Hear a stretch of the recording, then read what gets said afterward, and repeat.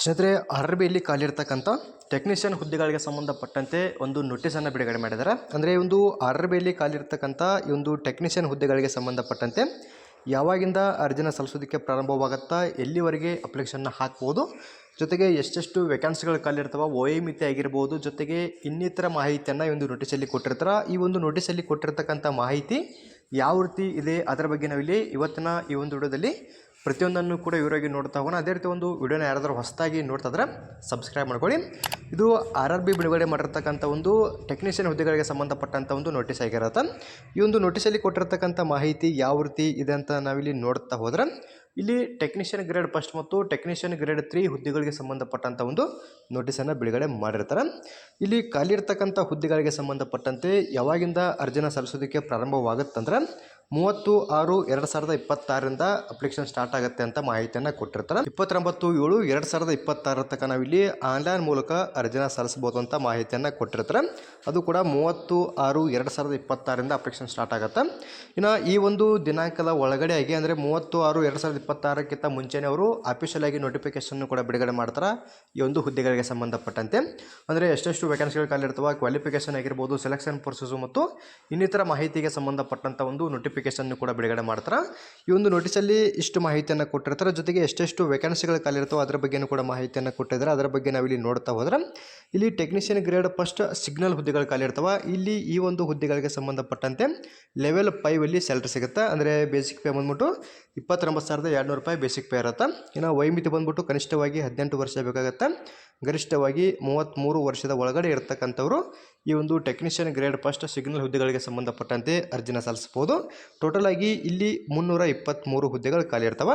ಇನ್ನು ಇದಾದಮೇಲೆ ಎರಡನೇದಾಗಿ ಟೆಕ್ನಿಷಿಯನ್ ಗ್ರೇಡ್ 3 ಹುದ್ದೆಗಳಿಗೆ ಸಂಬಂಧಪಟ್ಟಂತೆ ಮಾಹಿತಿಯನ್ನು ನೋಡ್ತಾ ಹೋದ್ರೆ, ಇಲ್ಲಿ ಈ ಒಂದು ಹುದ್ದೆಗಳಿಗೆ ಸಂಬಂಧಪಟ್ಟಂತೆ ಲೆವೆಲ್ 2 ಅಲ್ಲಿ ಒಂದು ಸ್ಯಾಲರಿ ಸಿಗುತ್ತೆ. ಅಂದರೆ ಬೇಸಿಕ್ ಪೇ ಬಂದ್ಬಿಟ್ಟು 19,900 ಸ್ಟಾರ್ಟ್ ಆಗುತ್ತಾ ಬೇಸಿಕ್ ಪೇ. ಇನ್ನು ವಯೋಮಿತಿ ಬಗ್ಗೆ ನೋಡ್ತಾ ಹೋದರೆ, ಈ ಒಂದು ಹುದ್ದೆಗೆ ಸಂಬಂಧಪಟ್ಟಂತೆ ಕನಿಷ್ಠವಾಗಿ 18 ವರ್ಷ ಬೇಕಾಗುತ್ತಾ, ಗರಿಷ್ಠವಾಗಿ 30 ವರ್ಷದ ಒಳಗಡೆ ಇರತಕ್ಕಂಥವ್ರು ಅಪ್ಲಿಕೇಶನ್ನ ಹಾಕ್ಬೋದಾಗಿರತ್ತೆ. ಇದಲ್ಲದೆ ಸಪ್ರೇಟಾಗಿ ವಯೋಮಿತಿ ಸಲ್ಲಿಕೆಯೂ ಕೂಡ ಸಿಗುತ್ತೆ. ಅದರ ಬಗ್ಗೆ ಅವರು ಡೀಟೇಲ್ಡಾಗಿ ನೋಟಿಫಿಕೇಷನಲ್ಲಿ ಮಾಹಿತಿಯನ್ನು ಕೊಟ್ಟಿರ್ತಾರೆ.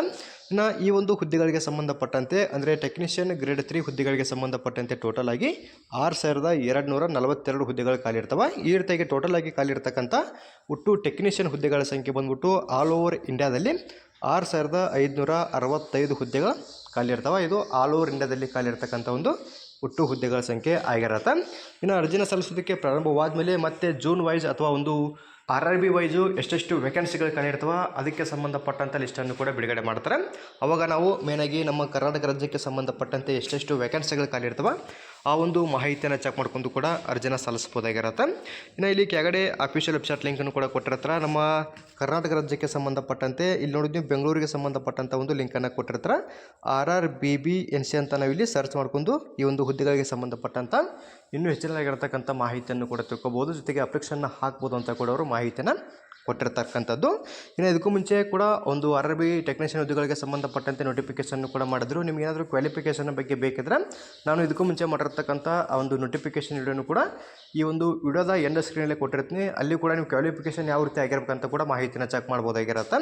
ಇನ್ನು ಸಪ್ರೇಟಾಗಿ ಅರ್ಜಿನ ಸಲ್ಲಿಸೋದಕ್ಕೆ ಪ್ರಾರಂಭವಾದ ಮೇಲೆ ಈ ಒಂದು ಹುದ್ದೆಗಳಿಗೆ ಸಂಬಂಧಪಟ್ಟಂತೆ ಕೂಡ ಅವರು ನೋಟಿಫಿಕೇಷನ್ನ ಬಿಡುಗಡೆ ಮಾಡ್ತಾರೆ. ಒಂದು ನೋಟಿಫಿಕೇಷನ್ ಬಿಡುಗಡೆ ಮಾಡಿದ ತಕ್ಷಣ ಅದರ ಬಗ್ಗೆಯೂ ಕೂಡ ನಾನು ನಿಮಗೆ ಮತ್ತಷ್ಟು ಮಾಹಿತಿನ ತಿಳಿಸ್ಕೊಡ್ತೀನಿ. ಸದ್ಯಕ್ಕೆ ಇಷ್ಟು ಒಂದು ನೋಟಿಸಲ್ಲಿ ಕೊಟ್ಟಿರ್ತಕ್ಕಂಥ ಮಾಹಿತಿ ಆಗಿರುತ್ತೆ. ನೀವು ಕೂಡ ಒಂದು ಸರಿ ಚೆಕ್ ಮಾಡ್ಬೋದಾಗಿರುತ್ತೆ.